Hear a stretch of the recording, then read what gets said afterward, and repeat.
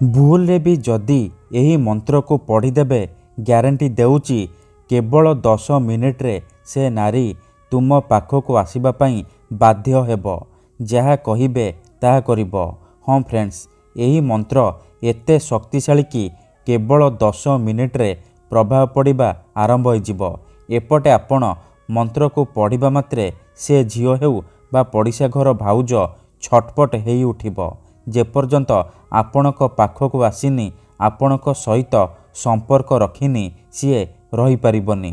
ଯଦି ଆପଣ କେଉଁ ଝିଅ ବା ବିବାହିତା ଭାଉଜକୁ ଦେଖି ତା ଆଡ଼କୁ ଆକର୍ଷିତ ହେଉଛନ୍ତି, ତାକୁ ମନେ ମନେ ଭଲ ପାଉଛନ୍ତି, କିନ୍ତୁ ଯେତେ ଚେଷ୍ଟା କଲେ ମଧ୍ୟ ତାକୁ ପଟେଇ ପାରୁନାହାନ୍ତି, ତାକୁ ନିଜର ମନ କଥା କହିବାକୁ ଡରୁଛନ୍ତି, ଆଉ ଆପଣ ଚାହୁଁଛନ୍ତି କି ସେ ଝିଅ ବା ବିବାହିତା ଭାଉଜ ନିଜେ ଆସି ଆପଣଙ୍କୁ ଭଲ ପାଉଛି ବୋଲି କହୁ, ଆପଣଙ୍କର ସବୁ ଇଚ୍ଛା ପୂରଣ କରୁ, ତେବେ ଆଜିର ଏହି ଭିଡ଼ିଓଟି ଆପଣଙ୍କର ଇଚ୍ଛାକୁ ପୂରଣ କରିବ। କାରଣ ଆଜିର ଏହି ଭିଡ଼ିଓଟିରେ ମୁଁ ଆପଣଙ୍କୁ ଶିଖେଇବି ଦୁନିଆର ସବୁଠାରୁ ସହଜ ନାରୀ ମୋହିନୀ ବଶୀକରଣ ମନ୍ତ୍ର। ଏହି ବଶୀକରଣ ମନ୍ତ୍ରକୁ ଯଦି ଆପଣ ଭୁଲରେ ବି କେଉଁ ବି ଝିଅ ବା ବିବାହିତା ନାରୀ ପାଇଁ ପଢ଼ିଦେବେ, ସିଏ ସେହି ସମୟଠାରୁ ଆପଣଙ୍କର ବଶରେ ହେଇଯିବ। ଆପଣଙ୍କ ଆଡ଼କୁ ଆକର୍ଷିତ ହେବାକୁ ଲାଗିବ। ପାଗଳି ପରି ଆପଣଙ୍କୁ ଭଲ ପାଇବାକୁ ଲାଗିବ। ଆପଣଙ୍କର ସବୁ ଇଚ୍ଛା ପୂରଣ କରିବ। କୌଣସି ପ୍ରକାର ବାଧା ଦେବ ନାହିଁ। ନମସ୍କାର ଫ୍ରେଣ୍ଡସ୍, ଓଡ଼ିଆ ଫଣ୍ଡା ଚ୍ୟାନେଲକୁ ଆପଣମାନଙ୍କୁ ସ୍ୱାଗତ। ଆଜିର ଏହି ବଶୀକରଣ ପ୍ରଚଣ୍ଡ ମହାଶକ୍ତିଶାଳୀ ବଶୀକରଣ। ଏହାର ପ୍ରୟୋଗ କେବେ ବି ଖାଲି ଯାଏନି। ଯିଏ ବି ଏହାକୁ କରିଛି 100ରୁ 100% ସଫଳ ହେଇଛି। ବର୍ଷ ବର୍ଷ ଧରି ଭାଙ୍ଗି ଯାଇଥିବା ପୁରୁଣା ପ୍ରେମକୁ ମଧ୍ୟ ଫେରାଇ ଆଣିପାରିଛି। ଶାଶୁ, ନଣନ୍ଦ, ଦିଅର, ଭାଉଜ କାହାକୁ ବି ନିଜ ବଶରେ କରି ତାଠାରୁ ନିଜର ମନ ମୁତାବକ କାମ ହାସଲ କରିପାରିଛି। ତେଣୁ ଆପଣ ବି ମୋ କଥା ମାନି ମାତ୍ର ଗୋଟିଏ ଥର ଏହି ବଶୀକରଣ ମନ୍ତ୍ରକୁ ପଢ଼ିକି ଦେଖନ୍ତୁ। ତାପରେ ଦେଖିବେ ଚମତ୍କାର। ଯେଉଁ ଝିଅ ପଟୁନଥିଲା ସେ ଝିଅ ଆପେ ଆପେ ପଟିଯିବ। ନିଜେ ଆସିବ ଆପଣଙ୍କୁ ଭଲ ପାଉଛି ବୋଲି କହିବ।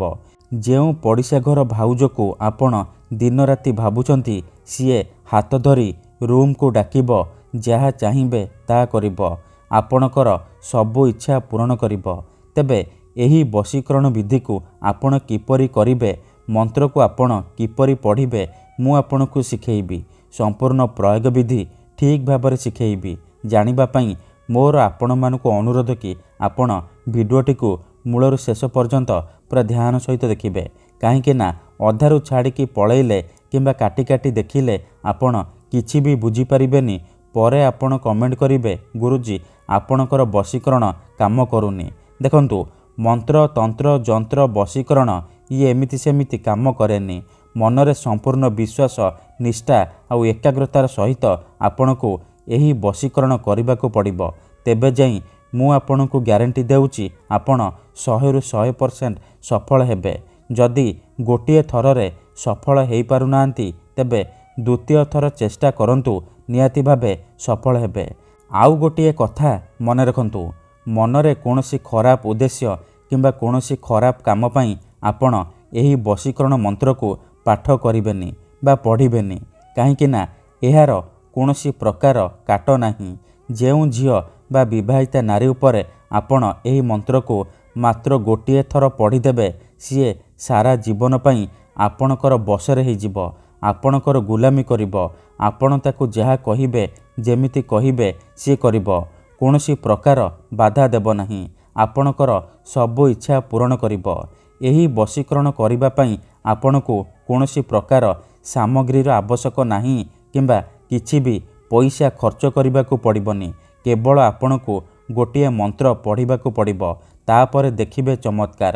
ଠିକ୍ ଅଛି, ତେବେ ମନେ ରଖନ୍ତୁ, ଏହି ବଶୀକରଣ ବିଧିକୁ ଆପଣ କେଉଁ ବି ବାରରେ କରିପାରିବେ, କିନ୍ତୁ ଯେବେ ବି କରିବେ ରାତିରେ ଶୋଇବା ପୂର୍ବରୁ କରିବେ। ନିଜ ବିଛଣାରେ ବସିକି ଆପଣ ଏହି ମନ୍ତ୍ରକୁ ପଢ଼ିବେ।